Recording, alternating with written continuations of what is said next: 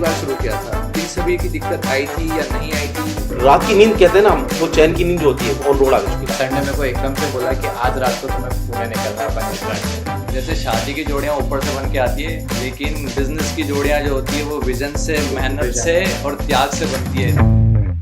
तो जो लोग अभी युवा पीढ़ी भी है यार, जो ऑलरेडी काम कर रहा है, जो देखना चाहता है किसी सक्सेसफुल कंपनी के साथ जुड़ना चाहता है, तो मैं आपसे जानना चाहता हूँ कि आप ऐसा क्या देखते हैं कि भरोसा, जैसा आपने बोला, ट्रस्ट कैसे जनरेट होता है, उसके अंदर क्या क्या क्वालिटीज़ होनी चाहिए ताकि जो भी ये देख रहा है वो क्वालिटीज़ अडॉप्ट कर सकें और बड़ी कंपनी में या देश के योगदान दे सकें? कुछ बताएंगे इसके बारे में? तो सबसे पहले तो आज की जो यंगस्टर्स होते हैं ना, उनको पेशेंस सबसे पहले जरूरी है। मतलब हमें ये सबसे पहले ये समझना है कि हम एक ही दिन में करोड़पति नहीं बन सकते, है ना। और सबसे इंपॉर्टेंट पार्ट जो मैं देखता हूँ, गिव अप। मतलब आपको सबसे पहले देना आना चाहिए। आपकी जो योग्यता है, आपने मान लो इंजीनियरिंग की है, तो आपको अपने इंजीनियरिंग की जो स्किल्स हैं वो आपको दिखानी आनी चाहिए, आपको देना आना चाहिए कि भाई मैं पहले तो कम से कम 1 साल तक अपने आपको प्रूव करूं कि यार मैं कंपनी में क्या योगदान कर रहा हूं। फिर आप जब कंपनी में योगदान करेंगे तो कोई भी मालिक, कोई भी फाउंडर, को फाउंडर आपकी जो मेहनत है उसको इग्नोर नहीं मारता।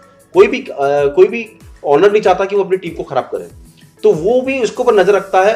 लेकिन होता यूं है कि अभी यंगस्टर जो होते हैं वो 6 महीने में, 3 महीने में इंपेशेंट हो जाते हैं। उनको लगता है मैं मेहनत कर रहा हूँ लेकिन मुझे इतना रिटर्न नहीं मिल रहा है, और वो इसके बाद फिर स्विचिंग की सोच लेते हैं, फिर उसके बाद फिर दोबारा शुरुआत करते हैं। इस तरह से अभी यंगस्टर जो होते हैं वो इंपेशेंट होकर के अपने 3-4 साल स्विचिंग में खराब कर लेते हैं और अपनी स्किल्स को ग्रो नहीं कर पाते हैं।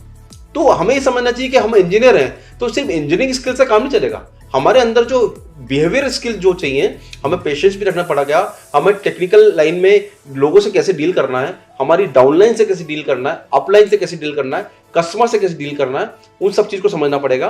कोई भी चीज कस्टमाइज ही होती है। मतलब मशीन बना दिया तो एक मशीन हमारा ग्रुप ऑफ मशीन है, कोई सिस्टम, तो उस मशीन को हमको मॉडिफाई भी करना पड़ेगा, उस लाइन को पूरा सिंक्रोनाइज भी करना पड़ेगा। तो अभी जो यंगस्टर्स है उनको समझने की जरूरत है कि हमें कम से कम अपने करियर के शुरुआती दौर में 2 साल एटलीस्ट अपना आपको इतना फ्लेक्सिबल रखना चाहिए कि हम रोज सीखते भी जाएं, अपनी स्किल्स को कंपनी को डालते भी जाएं, और हम पैसे के पीछे भागने के बजाय हम पहले अपना आपको स्किलफुल बनाएं। तो वो सबसे बड़ी इंपॉर्टेंट चीज है। आप इंजीनियर हैं, डॉक्टर, ये मैटर नहीं करता, लेकिन आप अपनी बिहेवियर स्किल से किस तरह से कंपनी के ऊपर कमांड रखना चाहते हैं वो सबसे बड़ी इंपॉर्टेंट है। तो अनफॉर्चुनेटली हमारे यहाँ पे कॉलेजेस में जो ह्यूमन बिहेवियर है उसमें कोई कोर्स नहीं है। बहुत सारे कोर्सेज होते हैं इंजीनियरिंग से रिलेटेड, तो ह्यूमन बिहेवियर जो सबसे बड़ा है कि हम अपस्ट्रीम डाउनस्ट्रीम से कैसे मैनेजमेंट करें, वो सबसे बड़ी इंपॉर्टेंट है। तो मैं फैक्टर हटाना पड़ेगा किसी भी बंदे को, मेरा ये कहना है। मी वाला फैक्टर हटा के चलो, किसी भी ऑर्गेनाइजेशन से आप जुड़ो, हम बन के जुड़ो कि यार मैं नहीं हूं। जैसे आज ये ग्रुप है तो हमारे लिए पहले ग्रुप पीवीजी है, अर्पित भी कुछ नहीं है। एक्चुअली कंपनी बहुत बड़ी बात होती है, वही उसको लेके सब चला। टीम जो टीम होना होती है वो इंपॉर्टेंट है।